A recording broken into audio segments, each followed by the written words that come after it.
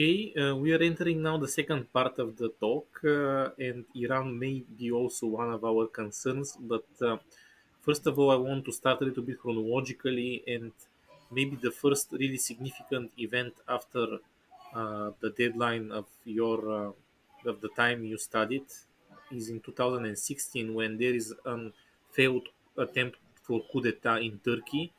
The blame is placed on the Gülen movement, which is known to have had important international network of schools, media, etc. So I want first of all to ask you, how does the foreign policy of Turkey change after this Gülen tendency was taken out of the allies of the country? Well, as you mentioned, the coup attempt was one of the thresholds in contemporary Turkish politics. Um, I I have a very negative view towards Gülen movement because it was never, in my view, a democratic movement. It's a parapolitical movement, as it's called in some publications. Parapolitical means they never competed in elections. They never participated in elections like ordinary party or a mass movement. But they try to influence politics through parapolitical means, like influencing the bureaucracy, the judiciary, economical, media penetration. So this is not really a democratic procedure and a way to do politics, basically. And also, this movement was to a large extent a situational partner of AKP during their early years because they had their own stuff, they cadre prepared. So while the AKP was lacking this bureaucracy personnel, and for example, in the 90s, Gülen movement was ally of the army or top army echelon. So they were they were basically sided with them against other popular Islamist parties and movements. So I think they have a deeply undemocratic agenda. But I'm not sure what's the real influence of Gulen movement in foreign policy making. How real their influence on foreign policy making in Turkey was. As you said, I'm not an expert on this issue because it's beyond the scope of my dissertation. Because in the Middle East, Gülen schools were not that popular. They were mostly present in Central Asia and the Balkans. So in the period I researched for my dissertation, basically the issue of Gülen media and schools is is left just because they're not very active on the ground in the Middle East. Um, Okay, you mentioned that Turkey also has interest in Central Asia, and if I may ask you about that, it is a region where Russia and China are important stakeholders. At the same time, Turkey tries to have strong economic and other political relations with Russia and China, but also Turkey is supporting of the so-called pan-Turkist movement. So all the Turkish-speaking nations of Central Asia are seen as somehow natural partners of Turkey. So, to what extent one this pan-Turkish solidarity goes in odds with the interests of Russia and China, and to what extent is cohabitating with them? um, as Nowadays we have a very interesting developments with this organization of Turk Turkic states. By the way, Hungary has an observer status in it, so this is a new level of all previous regional cooperation efforts, which also dates back since the fall of the Soviet Union.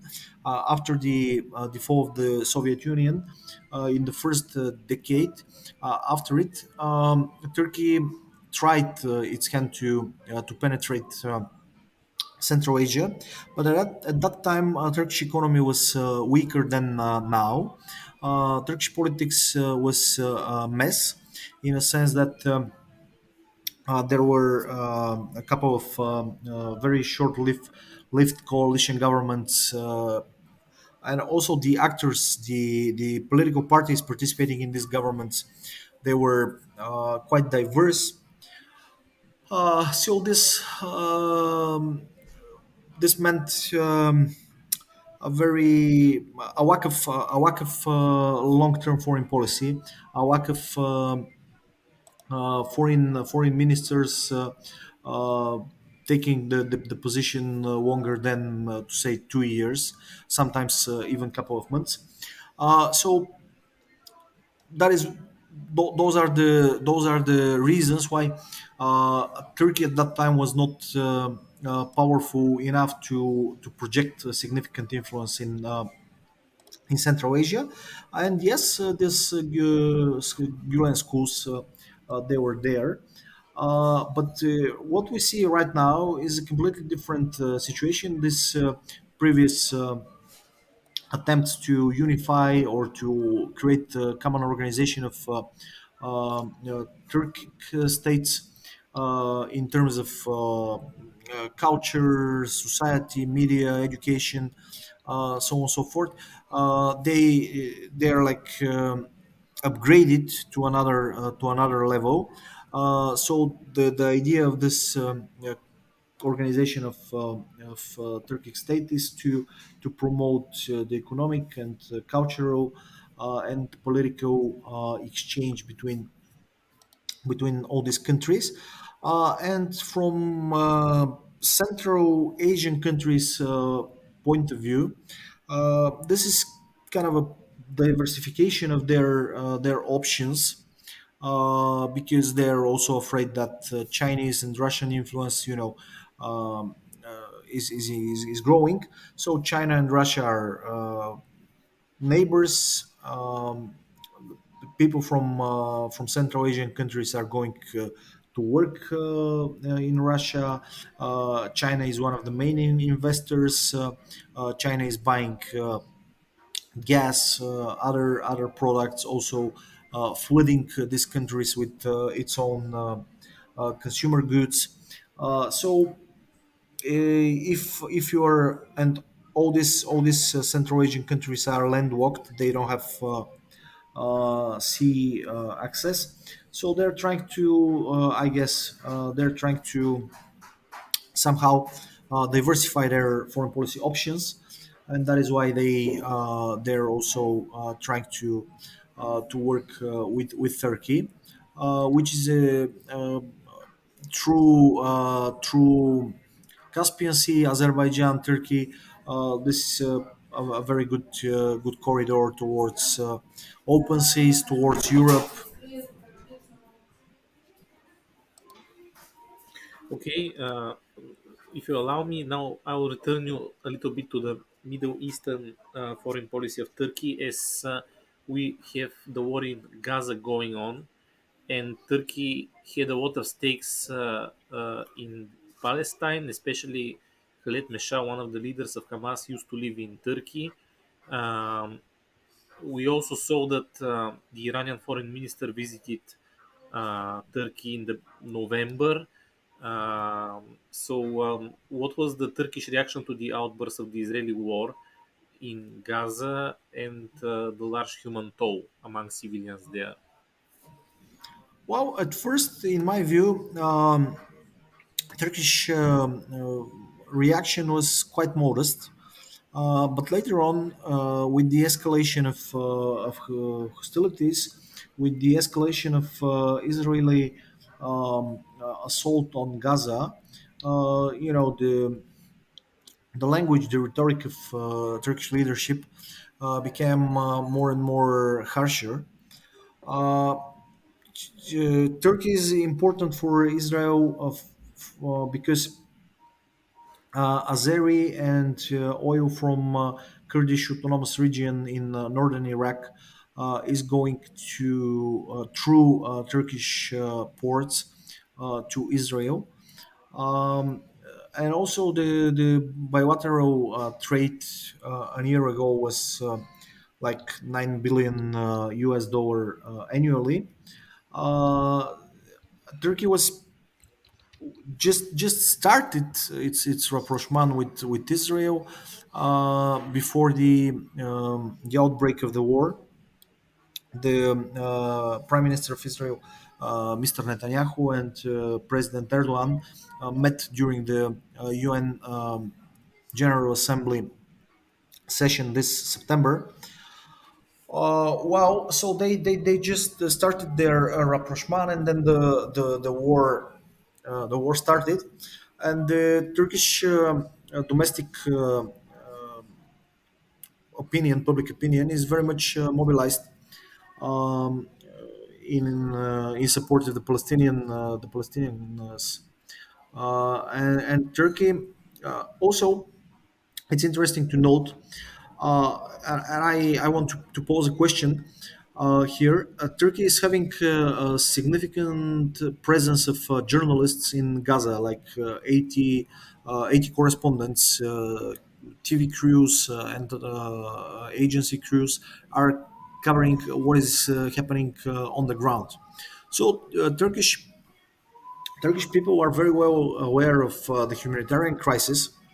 They see the bloodshed, they see the bombarded hospitals, schools, and the question I want to pose here is that um, maybe if the Western audiences are uh, informed about what is going on in Gaza, the way Turkish public is informed, probably the foreign policy, or at least public opinion of some countries, will be completely different. I guess. For sure. And we know that Greece is also an important country for both Bulgaria, Romania, and Turkey. And Greece is also very closely related to the Middle East, with a lot of protests in support of Palestine as well. In any case, I say about Greece because recently there was a groundbreaking summit between Erdogan and the Prime Minister of Greece, Mitsotakis.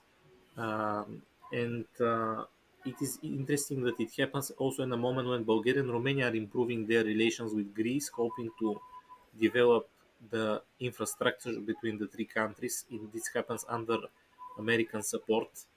So, what is the big picture here? What are the reasons for the approximation of Turkey and Greece in this moment?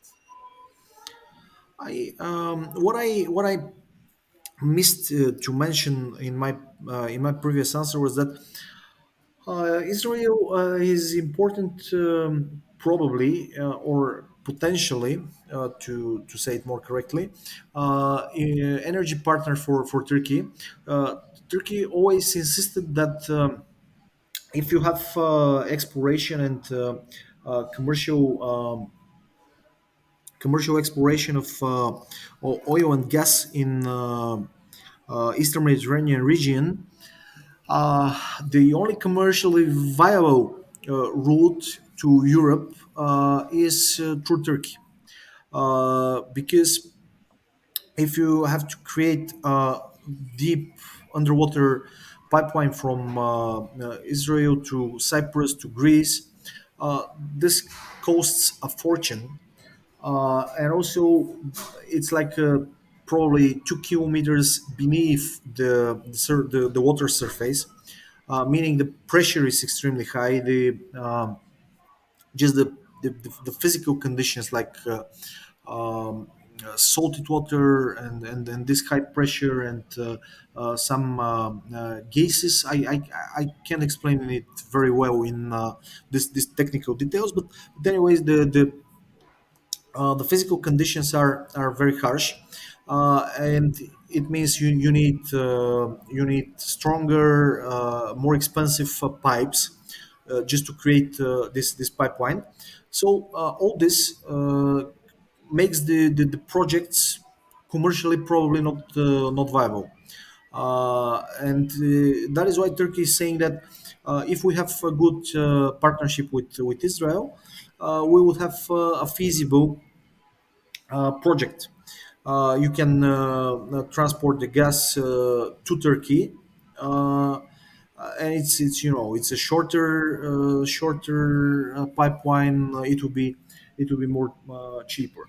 So that was the logic behind the Turkish Israeli rapprochement, while at the same time Greece was trying to use the problems in Turkish Israeli relations to create a kind of a coalition with Cyprus, Israel, other countries to make this transportation of hydrocarbons from Eastern Mediterranean possible through this route I already mentioned, Cyprus, Greece, then Italy. So we see this we saw this competition in the past, and we see it now as well. The In regards to the meeting between Mitsotakis and Erdogan, um, I think they were trying to subdue, to somehow mitigate the problems between the two countries. There are many in regards to the Eastern Mediterranean, to the share of to how to share the resources near Cyprus, because Greece, Turkey, and Cyprus, they all want to have a say in that matter. They have territorial water, many other issues. So they were just trying to deliver a message that the tensions would not escalate, that the countries are enlarging the number of topics they're trying bilaterally to discuss. They actually expanded the number of this bilateral topics. They are also um trying to create again this confidence building measures in the military sphere in order to avoid eruption of unnecessary clashes. This was the next episode of Cross Border Talks. Our guest was Bulgarian specialist for Turkish foreign policy, Marian Karagyozov. We thank you, Marian, for your time and for your answers. And I would like to remind everybody that Cross Border Talks are on several different platforms. We are on YouTube. Don't forget, if you like our videos and our interviews, to subscribe and like our videos. And we are also on different platforms of when you can listen our podcast like this. And we are also on social media, and we have a very interesting web page where you can read the article from different authors besides the transcriptions of our interviews in different languages, by the way, also sometimes. So thank you very much, Marian. I am greeting you, Vladimir, and wishing everybody a great day or evening. This is all from today's Thank you for episode. having me. Thanks for having me, and I'm Thank you. wishing everyone Merry Christmas and Happy New Year.